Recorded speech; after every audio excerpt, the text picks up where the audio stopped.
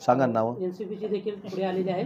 शिवसेनेचे नेमके किती? नाही यादी आता बघा, तुम्हीच सांगितले यादी ठरली, नावं मला पाहिजेत ना.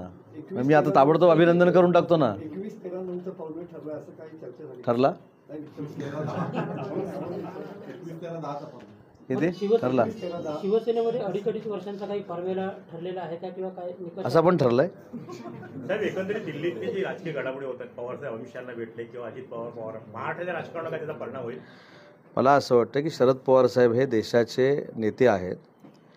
तत्त्व जरी आमची पक्षाची एकामेकाची जरी वेगळी असली तरी या राज्याचे ते 4 वेळा मुख्यमंत्री होते, देशाचे डिफेन्स मिनिस्टर होते, देशाचे अन्नमंत्री होते. त्याच्यावर मी देखील ट्विट केलेलं आहे.